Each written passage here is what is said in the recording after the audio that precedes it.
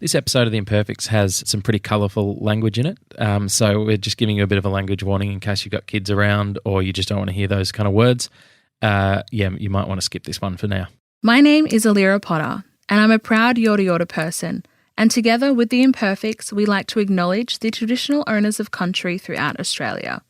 We acknowledge their continued connection to land, waters and culture. We pay respects to elders past, present and emerging, and also acknowledge that sovereignty was never ceded, and this always was and always will be Aboriginal land.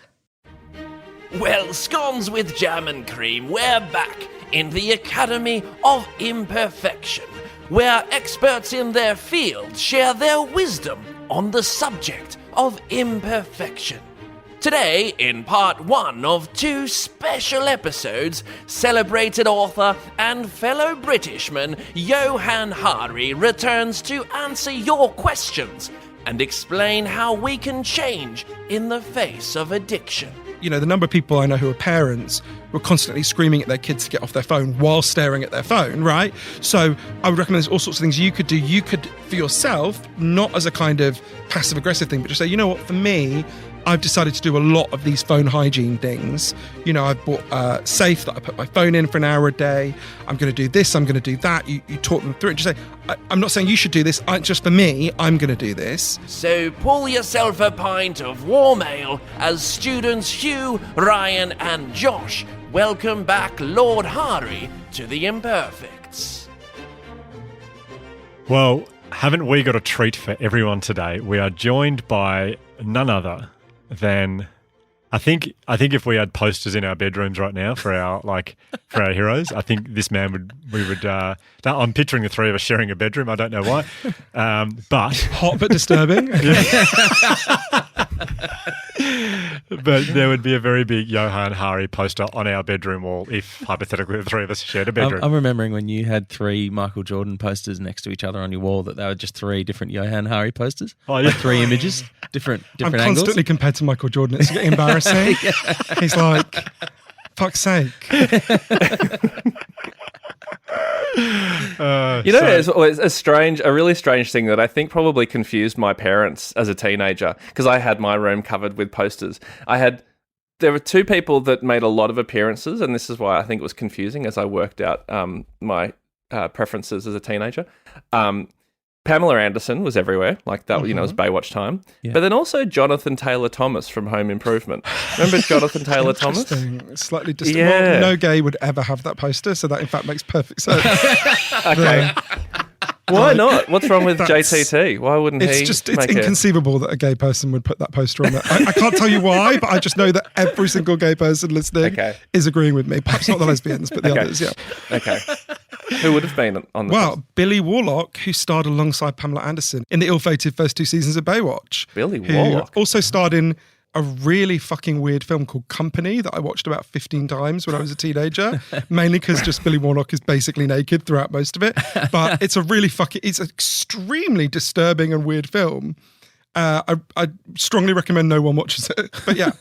So this is Johann's 3rd appearance on The Imperfects. And what is amazing about this is I remember sending an email, I think it was an email to your website a few years ago thinking, well, we'll never hear back. He's way too big for us, but we'll send it anyway. You never know. Hugh was inquiring how to buy posters. Do you sell Johann posters? And I explained what we did, and you said, yep, let's make that happen. And I couldn't believe it. And then you were back on, and that was our first year or second year, I think, doing the podcast. Yeah. And the feedback was out of control. Like everyone ran out and bought the book. If they didn't already have it, absolutely loved it as much as we did. We had you back on last season, and again, the feedback was incredible. And I think the last thing you said was, look, if I'm ever in Australia, which is hard to promise these days, we should have a beer. And I thought, well, that'll never happen, but that would be a dream come true. And here we are. You're in Melbourne for one day, and you've come to visit us, and that is very, very special. It's a very traumatic moment to be in Melbourne. I've come here to lay flowers in Ramsay Street in memory of neighbours. I'm very upset about this situation. Yeah. Did you enjoy the last episode, the final episode? I actually was quite traumatised because I remembered, So my absolute like formative crush, my equivalent of Pamela Anderson, was Guy Pearce in Neighbours. Right. Like, I'm convinced if Guy Pearce had never been born, I would probably be performing cunnilingus right now. I would probably be heterosexual, right? Like, because I was, you know that thing when you're like 9 or 10 and you just get an obsessive crush, but you don't really understand what sex is, but you just really like looking at someone and you're just like slightly entranced by them. Yeah. But what's weird is his return to Neighbours. So I've sort of obviously followed Guy Pearce on and off, seen him in, LA Confidential, whatever. Obviously. But Guy Pearce has literally just become, like, what I found weird about it is everyone else looks sort of haggard and aged, and Guy Pearce just looks better than he ever has. He's it was amazing. like a really, He looked good. like, it's He looked good. incredible how good Guy And Pearce his hair looks. just something else. Oh, it's amazing. It was amazing. Yeah. That person for me as a kid was Winnie Cooper from the Wonder Years. Ah, good, That good was gonna be choice. What a beautiful girl. Yeah. But I was quite traumatized. Recently it was revealed, a friend of mine worked with Fred Savage, who Yes. was in the Kevin original Wonder Arnold, Years. yeah. My friend Lee Daniels Wonder Years. remade the Wonder Years, and Fred Savage had to be fired because he was a massive sex pest. But I haven't seen Fred Savage since the Fred Wonder Savage? Years. So I just pictured Kevin from the Wonder Years as like a 9-year-old boy, like sexually harassing people. And it was really upsetting and disturbing. I was like, fuck, Kevin. It's like a really dark episode of the Wonder Years they never broadcast, right? Where he just inexplicably becomes a massive sex pest. Yeah, with his best mate Paul Tollian to stop Exactly. it. Stop it. Exactly. There's a few videos on YouTube where someone has re-edited episodes of the Wonder Years but taken out all the voiceover. So it's just like long periods of them staring at each other. Very good. Genius. Yeah. Well, we had the three of us, plus our producer Bridget, had a long chat about how we actually do this episode, because we've had the great opportunity of asking you so many questions.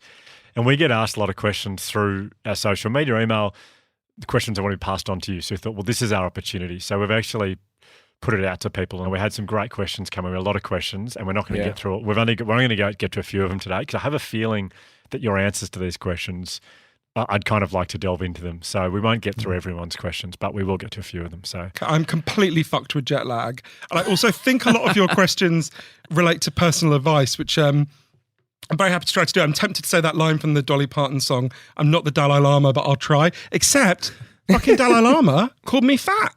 This is not a joke. What? The Dalai Lama is a fucking horrible bitch.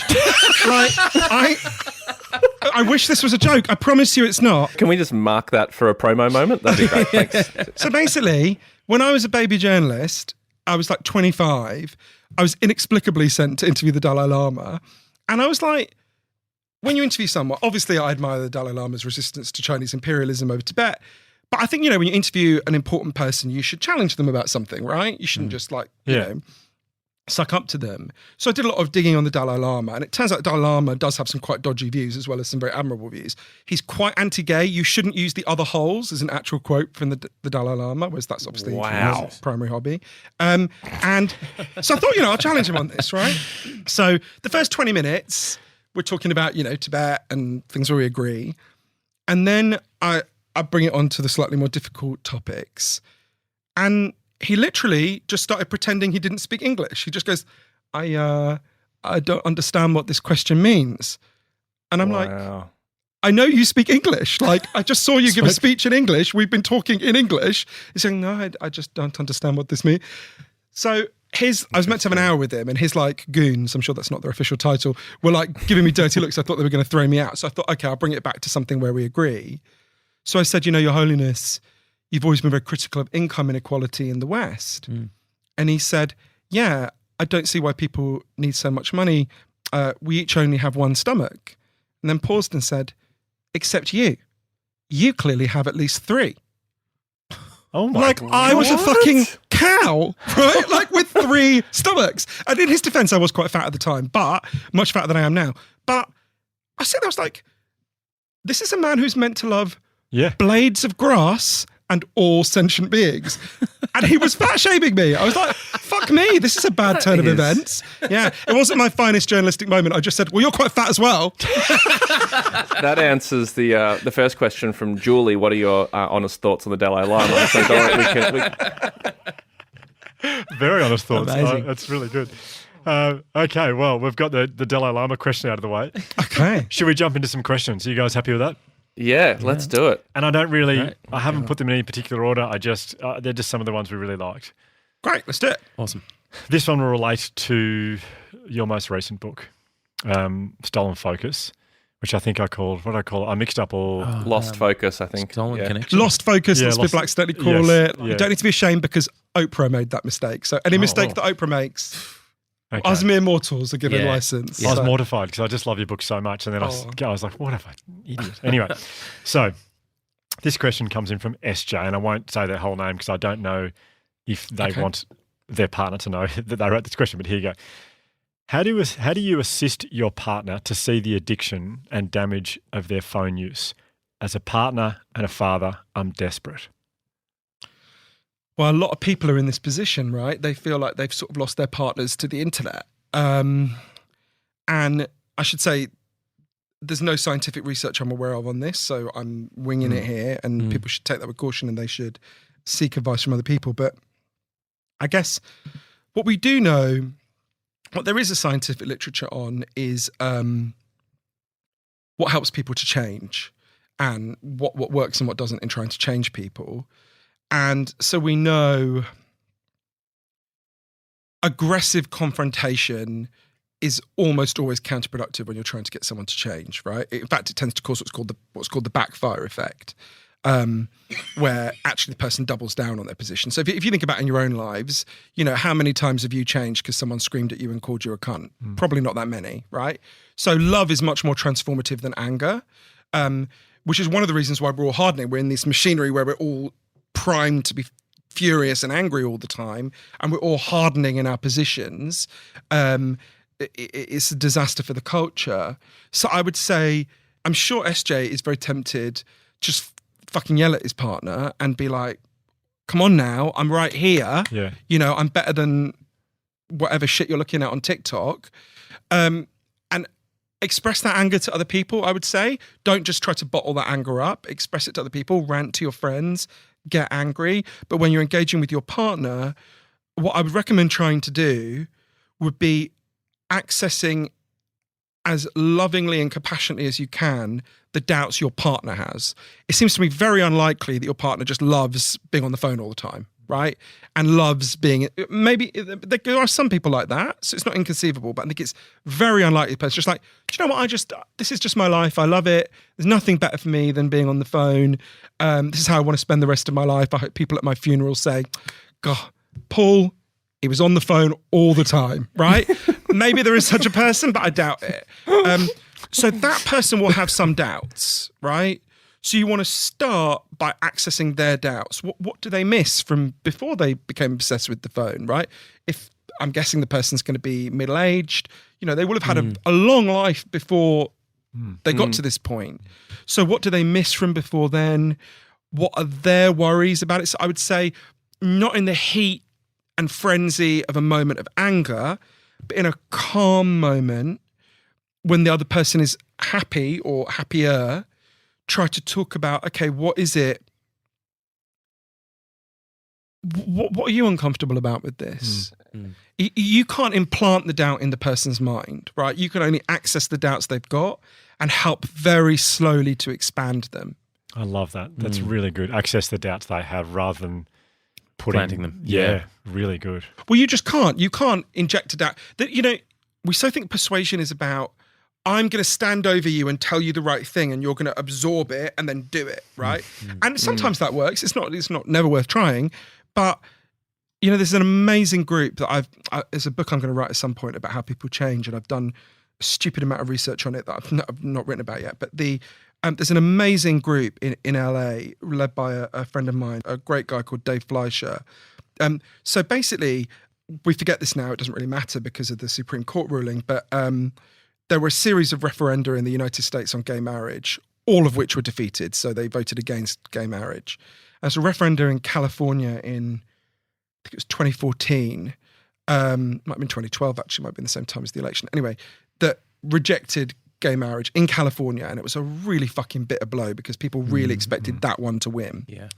And normally what happens in the US, at most democracies, when you lose, is particularly the US, you basically go back to your supporters and figure out how you could have ginned them up more, right?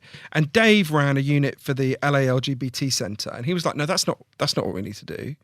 We need to go to the places that didn't vote for us and talk to them and ask them why and really listen, right? So groups of people from the LA LGBT Centre fan out across the parts of LA County, or quite a big few parts of LA County that didn't vote for gay marriage. And they just show up and they're like, hi, we're gays. If people said we voted for it, they're like, okay, thank you very much. We'll see you later. And if they didn't, they say, can we talk about why? And from that, they actually evolved this really interesting technique that was then monitored scientifically in really interesting ways. And it became known as deep canvassing. So what they would do is they show up, they identify someone who didn't vote for gay marriage, or they've subsequently done it with other issues. And so of course, initially their instinct is to try and persuade them, right? But what they would actually do is they identify them, they identify their view, and then they just ask them a very open-ended question, something like, have you ever had a moment in your life when you felt people judged you? Or have you ever had a moment when you felt someone was trying to shame you? And almost everyone has a moment like that, right? And generally they'll talk about that. And what the canvasser does, the goal is to get them to articulate an emotion and then let them tell a story. And you don't didactically go, you know what, mate, when you felt shamed because that person said you were dyslexic, well, actually, that's how we feel when you don't vote for gay. You never say that. Yeah. You just elicit a story from them. You let them ask you questions. Sometimes they ask questions about gay people. And then you say, thank you very much, and you leave. And what it was done, it was scientifically monitored. So scientists then go back to those people, I think it was a month, 6 months, and a year later, and just say, do you support gay marriage? And it was unbelievably effective at changing people's minds. Wow. Right? And all they did was access an emotion and give the person the space to tell a story, right? Yeah. It's creating the space for storytelling. So I would apply that principle, I would try to apply that principle to SJ's partner, which is your job is not to tell the person what's wrong. Your job is to create the space for your partner to begin to tell a story about what they can put right. And of course, then you want to be there to support and go, well, we could try this, we could try that. You also want to make sure you're modeling good behavior yourself. So I would say, the number of people I know who are parents who are constantly screaming at their kids to get off their phone while staring at their phone, right? Yeah. So I would recommend there's all sorts of things you could do. You could, for yourself, not as a kind of passive aggressive thing, but just say, you know what, for me, I've decided to do a lot of these phone hygiene things. I've bought a safe that I put my phone in for an hour a day. I'm going to do this. I'm going to do that. You talk them through it. Just say, I'm not saying you should do this. Just for me, I'm going to do this. So again, there are ways you can be modeling that. So yeah, I think there's all sorts of, but I think creating a space for them to articulate their doubts, and the more you create a non-judgmental space, the more likely they are to honestly articulate their doubts. Yeah. You don't want to walk into a hostile room and talk about how you're worried about something. You want to walk into a friendly room and talk about how you're worried about something. So that would be the core of my advice. And if that all fails, you could perform to a level that competes with whatever they're watching on TikTok. So you could create a performance which is so compelling that they have to put their phone down. Exactly. Well, I think SJ should start smoking crack so she can start going at the speed of TikTok, right? And just be like, "Hi, really see you. I'm here. What's that? What's that?" Yeah. So you just want to be whilst dancing, exactly, while manically dancing and doing horrifically weird facial contortions involving emojis. So yeah, that's come on, SJ, fucking lazing about. How much crack have you smoked today? Two great options, both right. Exactly. Thank you. Now I think about it, the second one is probably the best. To be fair. So I think I'm going to break the format already and jump into my own question. I can't ignore this now with what's come up. Addiction.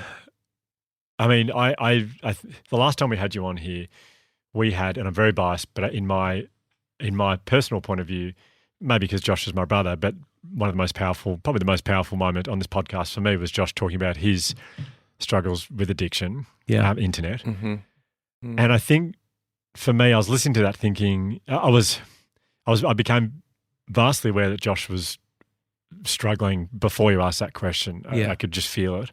And I was becoming a little bit concerned. You asked the question and it the amount of feedback we got for that moment and that question and you talking about that, you are clearly not the only one. It is obviously got worse with the pandemic, addiction as a whole. And I'm sure addiction to, I know my screen time has gone through the roof since the pandemic and I haven't been able to wrestle it back. I know I'm not the only one.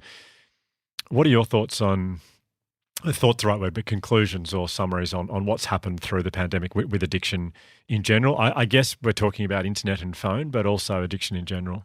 Yeah, if you're comfortable talking about it, Josh, can I ask how are you doing at the moment? Not great. We've just had a child, so we've got a 6-week-old baby, which involves a lot of sitting on the couch in the middle of the night trying to get him to sleep. And you think you're pretty obvious where this is going, but sitting there, put your phone on, scrolling through social media, just getting sucked down this rabbit hole. It's really, that's been not good. I've had a few wins, I'd say, along the way. I think trying to be a little bit kinder to myself is probably the biggest win, that I don't always judge myself as much as I used to. I think one of the reasons that moment on the show, why I got so emotional, is I don't think I'd really ever, it's like, it's the problem, but I'd never really said it out loud to anyone until that point. And it had been a problem for so long that it was this overwhelming emotion of admission and shame that came with it. Which actually, this is sort of off topic, but it made me think about that question you were talking about before, and the partner that presumably, as you said, the partner doesn't want to be doing that behavior, and it's so lonely being in that vortex. And I think if I was in that position and the person was able to meet me there in that space, as sort of as you were saying, to say that I'm here with you, rather than the judgment in saying this is what you need to do. And I think your advice would facilitate this exactly. I feel like that connection and that moment of being met in that space would be enough to, with compassion, would be a really amazing start. But anyway, that's not what you're asking me. I bought a K-Safe. I tried it, and my toddler loves playing with it, but I just really struggled to embed it as a habit in my life, and I just found myself continually getting sucked in. But I'm trying to look at it for what it is and and realize that getting sucked down the wormhole of the internet is me trying to alleviate a feeling of discomfort, and something doesn't feel good. I'm trying to get a little hit of endorphin. I'm trying to make myself feel better and escape that. And I'm trying to say you're not a bad person because you feel those things, but just be aware of that this is the cycle. And I'm not at the point where I've conquered the cycle, but I feel like I'm at a point where at least I'm aware of what's the cycle that's going on in my head that creates the behavior. Does that make sense? Yeah, that's really moving. Well, you should be really proud of yourself, because those are very difficult. Those are difficult big steps. It is. It's still like, I still feel like I'm so, as so many people are in their lives, you're so busy, and when the feeling of when you've wasted fucking hours sucked down a wormhole and you feel dumber for it is just so depressing. You feel so shit. Are there any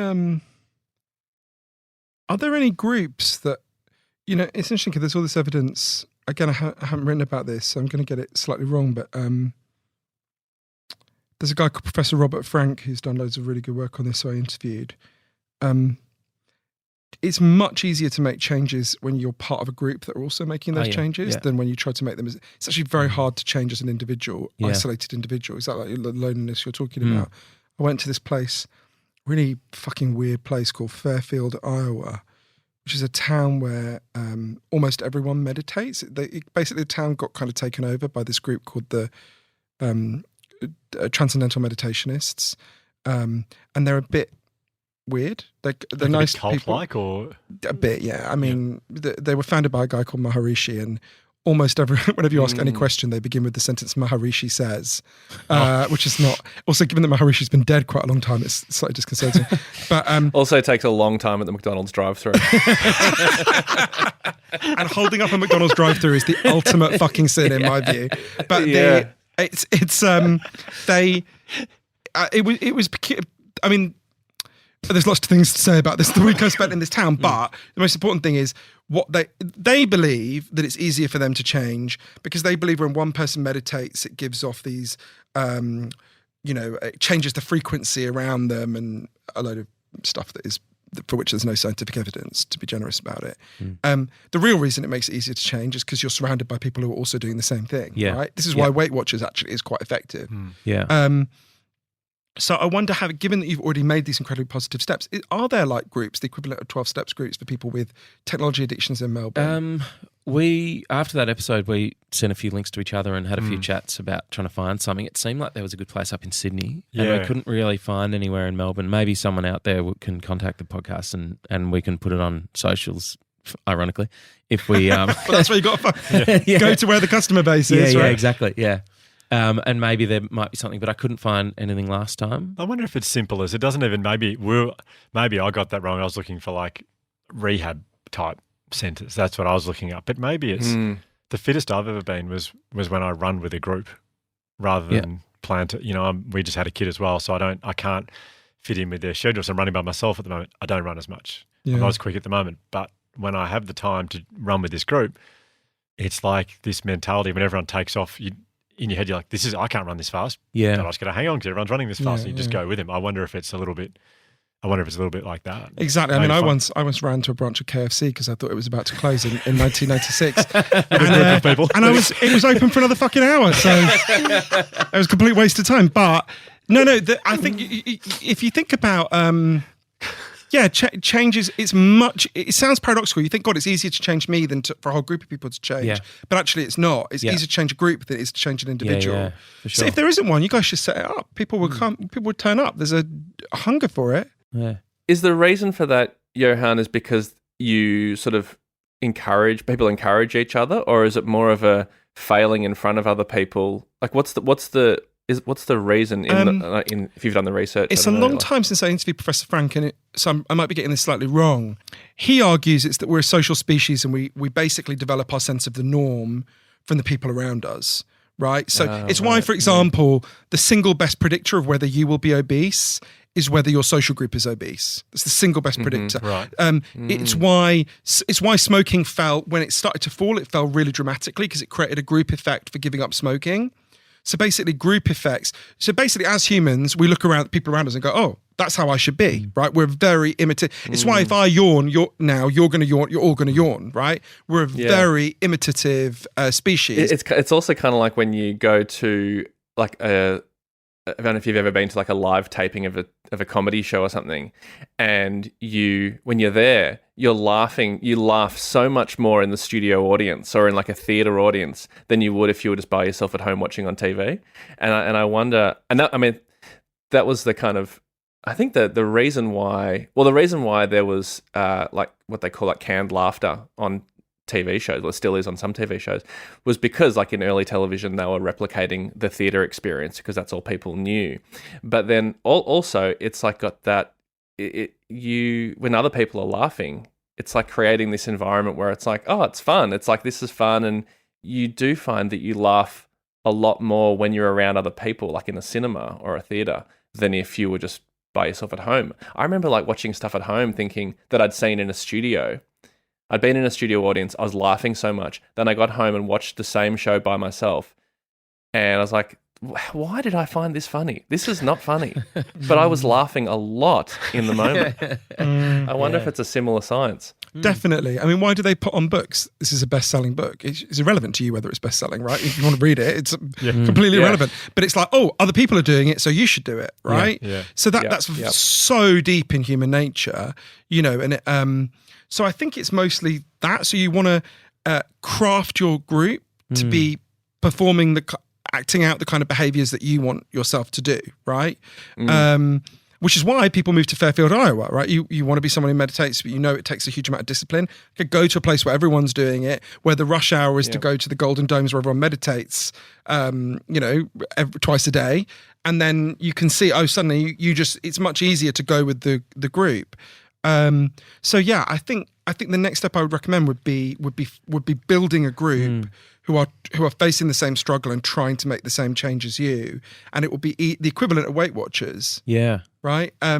It's tricky, isn't it? Because the world is, as your book and as you spoke about last time on this podcast, the world is so integrated into this model that to be outside it and not be, I find it not scary, or maybe scary, or just unknown, how you sit outside it and not be the weirdos all meditating together in a strange town in a place, to live an engaged, fulfilled, thriving life in the world that's so integrated into this system without being a victim of it. It's scary. Well, I think an interesting model for that is if you think about Overeaters Anonymous. I find them really interesting because 12 Steps programs generally have, well, obviously right from their conception, had an idea that the goal is to be entirely abstinent from the behaviour, right? You join AA, you don't ever drink again, you join Gamblers Anonymous, you never place a bet again, and so on. And for some people, that's absolutely the right approach. In fact, it saved the lives of some of the people I love. I believe for something like addiction, there needs to be a very broad menu of options, and abstinence-based 12-step program should always be one of the things on the menu. It should never be the only thing on the menu. But what I find really interesting about Overeaters Anonymous is obviously Overeaters Anonymous, the goal can't be abstinence from food, right? That would you would die. Yeah. So they had to have a sort of slightly different debate about, okay, how do we get how do we develop healthy limits? So I actually think Overeaters Anonymous is a much better model for us because look, you can't join the Amish and give up technology, right? No. So that's off the table. So nor would we want to, by the way. Yeah. Not least because they were fucking horrible to Harrison Ford in the film Witness.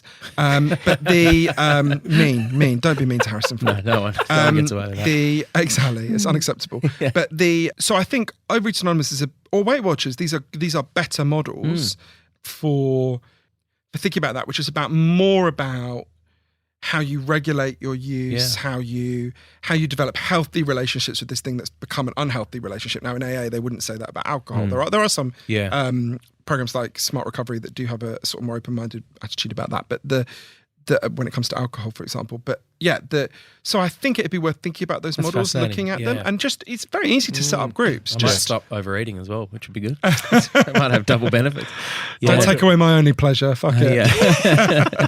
No, that is a really interesting idea. Yeah, I do think about how easy it would be to set that up. There's a lot of running. There's a lot of running clubs that they're called like the 535, whatever, because they start running at 5:35 every morning for an hour, and that's their cool name. And we could have like a 5 to 9 club, both AM and PM. Like you just device in the co-safe. And you just do that. Yeah, the people who wake up in the morning to run should be shut away in psychiatric hospitals. In my view, that is unacceptable. I think you're looking at one of them. I think I'm sorry, you're a very nice person, but this will be the last time we meet. To me, I think the biggest division between human beings is not like liberals versus conservatives. It's not atheists versus religious people. It's fucking morning people versus everyone else. I will never understand morning people as long as I live. I'm not a morning person, and I don't run in the morning. Oh, okay. Well, that's okay. I can't do anything worse. Call off the psychiatrist. He can stay. I don't run in the morning. But there's a deeper thing in what you asked, though, which is about the pandemic and addiction, right? Yeah, which is... it's not a coincidence that in the pandemic, the US hit the highest level of drug overdose deaths in the history of the American Republic, right?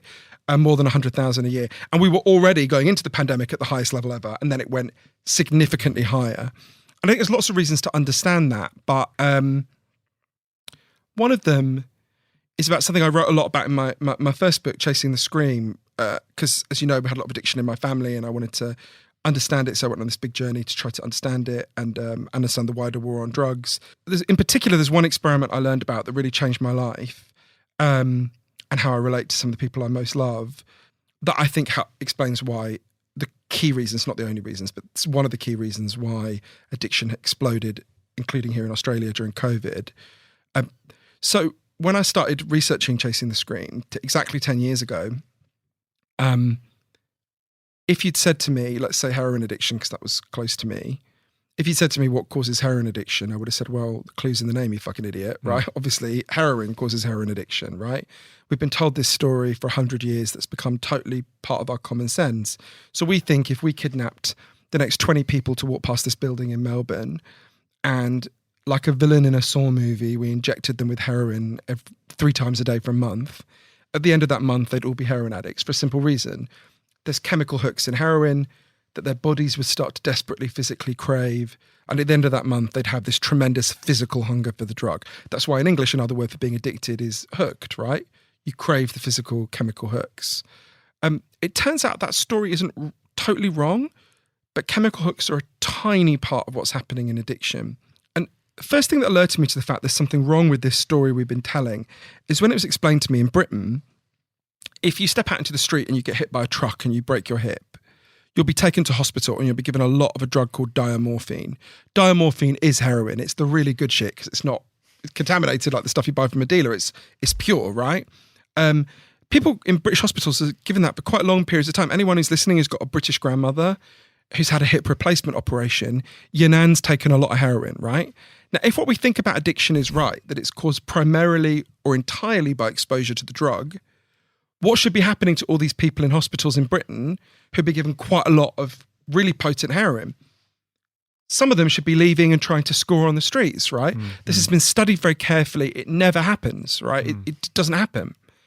And I remember when that was first explained to me by my friend Gabor Mate, Dr. Gabor Mate, I remember just thinking, well, that can't be right. It doesn't make sense. How could you have someone in a hospital bed being given, a shit ton of really potent heroin?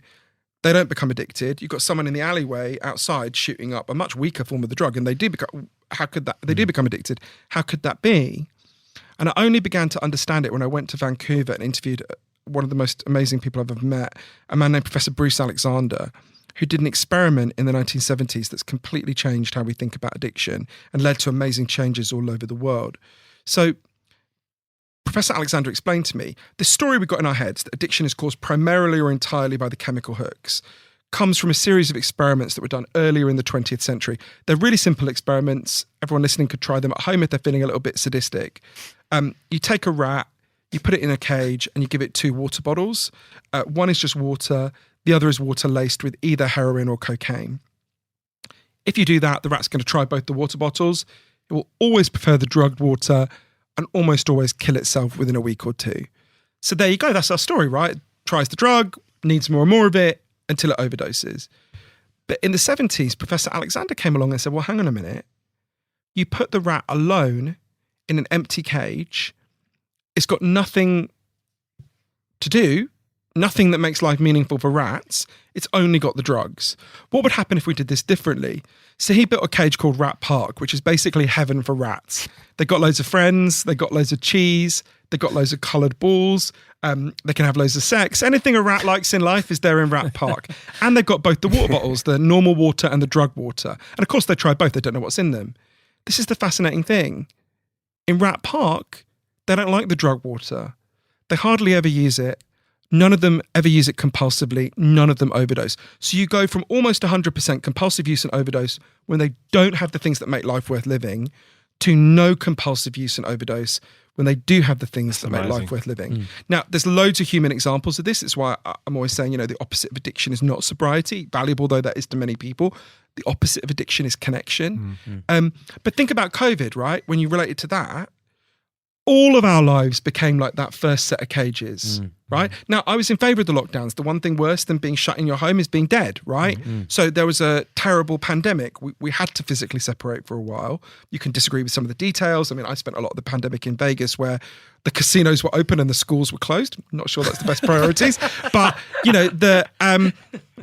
but you can see how, okay, if the opposite of addiction is connection and you suddenly impose an enormous amount of disconnection on people, well, it makes complete sense that then you suddenly have the highest level of overdose deaths in the history of the country, right? And you can see why what we do in Britain, in Australia, in the US, when it comes to drug policy is such a fucking disaster. The drug war, what we do is based on the idea, if someone's addicted, you've got to impose suffering on them in order to give them an incentive to stop. Yeah. But once you understand that suffering is the cause of addiction, you can see it's not just that it doesn't work, it actually makes the problem worse. We spend a lot of money making addiction worse at the moment when we could be turning it around. So I think there's lots of things going on. And I think that's true not just of addictions to drugs, but addictions, what are called behavioral addictions, right? That the core is the same. So that's why I think addiction went up massively under COVID. Do you know, I had this weird experience a little while ago where, because I gave a TED talk about Rat Park. And I was in a taxi, one of the Black London taxi, if I'm remembering this right. And the driver said to me, "I recognise you." And I said, "No, I don't think you do." And he said, No, I recognise you. You're an actor, aren't you?" And I said, "No, I'm not an actor."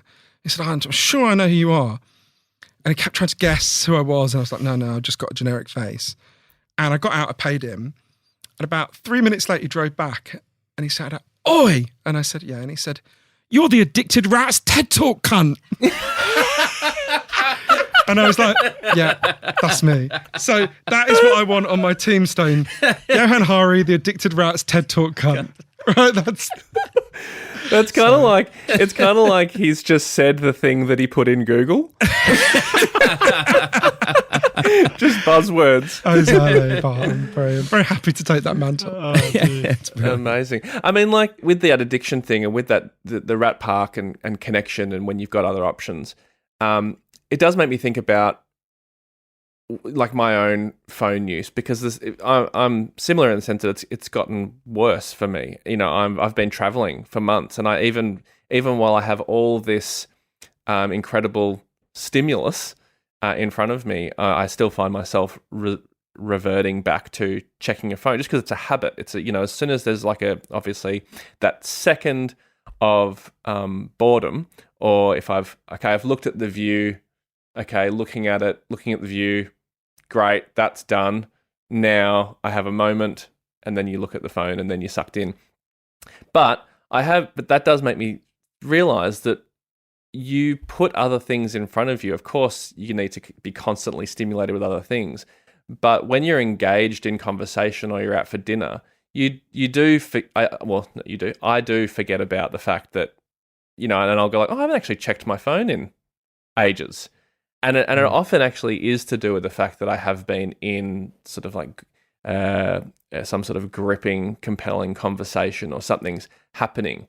And I'd say more so that thing often has more to do with people that I'm with and engaging with and connecting with, as opposed to like a sight that I'm seeing or an attraction that I'm looking at. I feel like it's hard to remain kind of engaged with that long enough to distract me from my phone, but when it's people, I guess that's, for me at least, that's a different thing and a more engaging thing. Have you got freedom on your phone, Ryan? This app, do you know about it?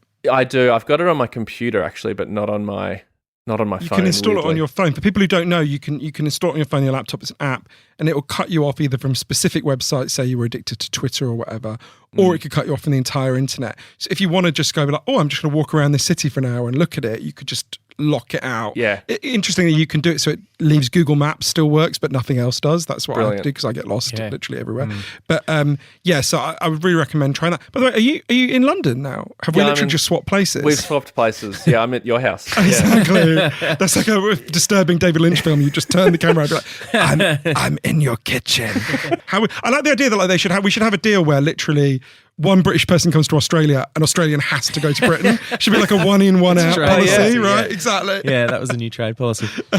Exactly. Post Brexit, that's the deal. I'm writing another book actually by you. I've completely taken over your life. This alone with like a Science Lounge thing, you'll just cut off my face and put it on.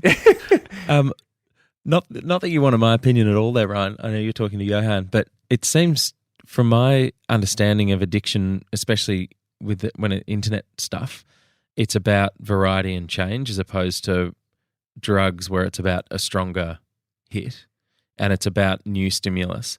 And to me, it sounds like the reason why people distract you enough is because that's ever changing and unpredictable, and you don't know what's coming next, as opposed to. So I think it's a slightly different thing. I could be wrong here, but I actually think there's a common underlying cause from both the internet addiction and drug addiction, which helps to explain why Ryan is able to desist in that situation. I think the core of it is about not wanting to be present in your life because your life is painful. And I think when Ryan's with other people, his life isn't painful, right? In fact, it's stimulating and pleasurable. Yeah. So I think that with drug addiction, I think it's a misconception that drug addiction is primarily about the drug, right? Yeah, or that yeah. alcoholism is primarily about the alcohol. I mean, of course, the drug plays a role. Of course, alcohol plays a role. It'd be absurd to say not that it doesn't. But I also suspect this is certainly true of gambling addiction. And I've known some gambling addicts really well. It's not about the win. It's not even about the play. It's about not being present. It's about when you're doing exactly. You're just not present with any of your worries. You're not present with any of your distress.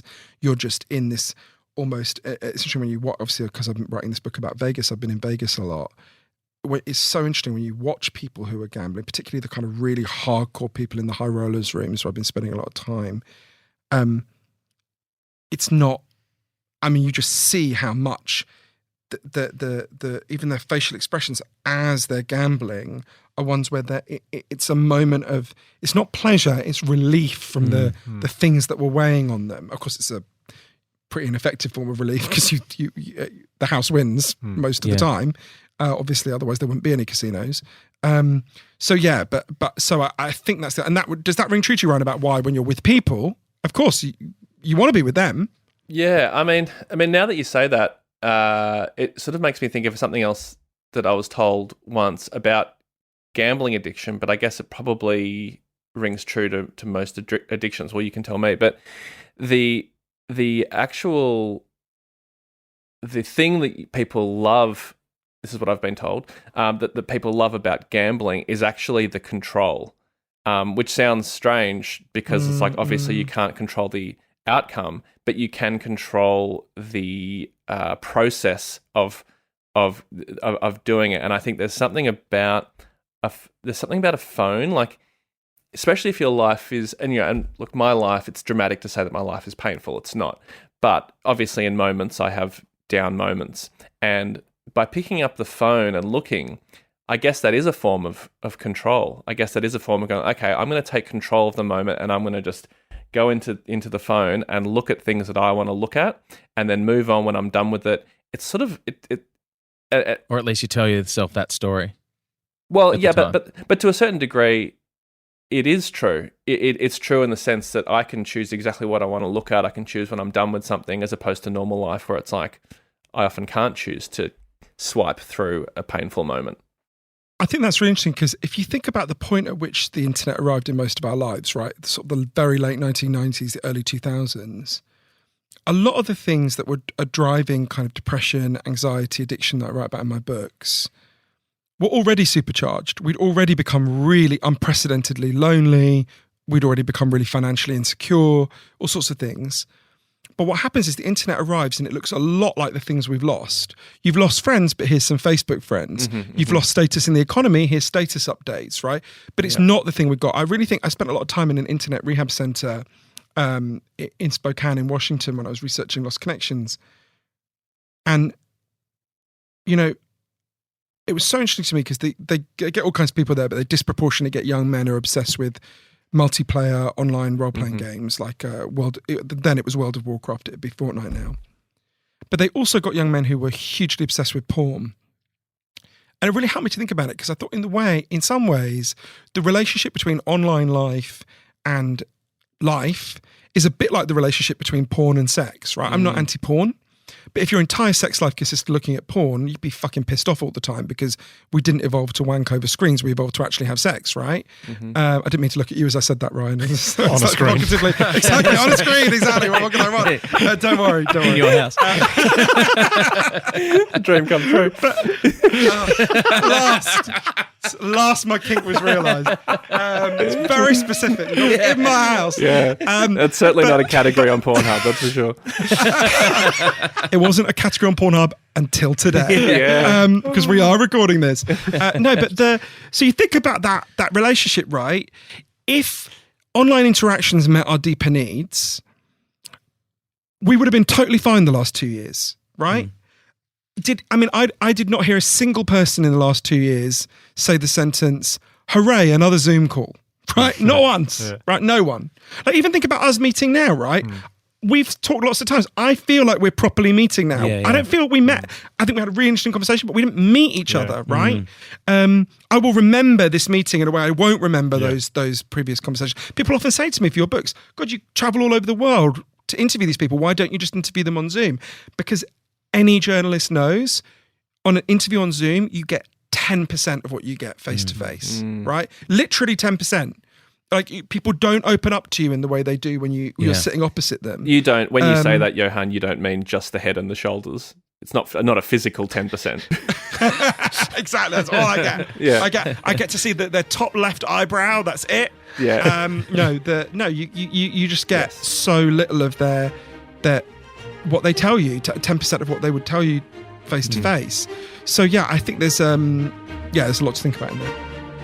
Now, don't get your knickers in a knot, class. Professor Johann will return for part 2 of this imperfect conversation very soon. Until then, cheerio. If this episode has been triggering for you, we strongly recommend Lifeline on 131114. The Imperfects is hosted and co-produced by Hugh Van Cuylenberg, Brian Shelton and Josh Van Cuylenberg. This episode was produced by Bridget Northeast, filmed by Andy Poole and edited by George Martin. A special thanks to Dr. M for her expertise and guidance. We'd also like to thank the Resilience Project for their ongoing support.